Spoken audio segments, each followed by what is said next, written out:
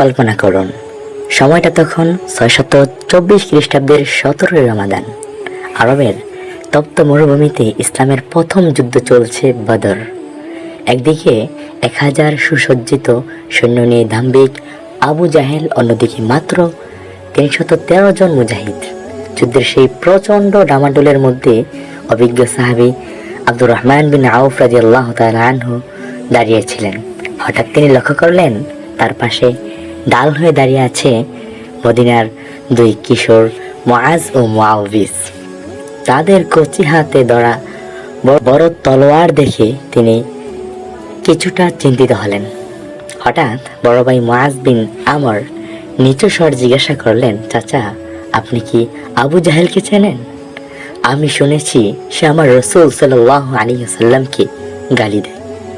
আল্লাহর কসম, আজ তাকে যদি দেখি তবে তাকে খতম না করে আমি মরব না। হয়তো আমি শাহাদাত বরণ করব, নতুবা তাকে আমি জাহান্নামে পাঠিয়ে দিব। ঠিক একইভাবে ছোট ভাই মুআউবিজও চুপি চুপি একই সংকল্পের কথা জানালেন। আব্দুর রহমান রাদিয়াল্লাহু তাআলা আনহু অবাক হলেন। তিনি দূরে ঘোড়ার উপর বর্মা পরা আবু জাহেলকে দেখিয়ে বললেন, ওই যে তোমাদের কাঙ্ক্ষিত ব্যক্তি। ইশারা পাওয়া মাত্রই দুই ভাই শিকারী বাজপাখির মতো বীর ঠেলে এগিয়ে গেলেন। আবু জাহেলের চারপাশে তখন বডিগার্ডে ঘেরা, কিন্তু এই দুই কিশোরের গতির কাছে সবাই হার মানল। মুআজ বিদ্যুৎ বেগে গিয়ে আবু জাহেলের পায়ে এমন এক আঘাত হানল যে তার পা দেহ থেকে বিচ্ছিন্ন হয়ে গেল। ঠিক সেই মুহূর্তেই আবু জাহেলের ছেলে ইকরিমা পেছন থেকে মুআজের কাঁধে তলোয়ার দিয়ে আঘাত করলো। মুআজের বাম হাতটি চামড়ার সাথে ঝুলন্ত থাকলো।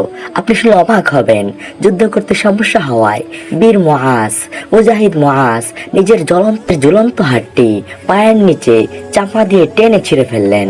আল্লাহু আকবার, এবং এক হাতেই যুদ্ধ চালিয়ে গেলেন। আবু জাহেল মাটিতে লুটিয়ে পড়লে মুআউবিজও তাকে আঘাত করেন। যুদ্ধ শেষে দুজনেই দৌড়ে গেলেন আল্লাহ রাসূল সাল্লাল্লাহু আলাইহি ওয়াসাল্লামের কাছে। দুজনেরই দাবি, আমি তাকে মেরেছি। নবী সাল্লাল্লাহু আলাইহি ওয়াসাল্লাম তাদের রক্তমাখা তলোয়ার দেখে মুচকি হেসে বললেন, তোমরা দুজনেই তাকে হত্যা করেছ। আবু জাহেলের মতো শক্তিশালী শত্রুর পতন হলো দুই কিশোরের সাহসে ও বীরত্বে। মুআউবিস রাদিয়াল্লাহু তাআলা আনহু ওই দিনই শাহাদাত বরণ করেন, আর মুআজ রাদিয়াল্লাহু তাআলা আনহু দীর্ঘকাল এক হাত নিয়ে বীরত্বের সাথে বেঁচে ছিলেন।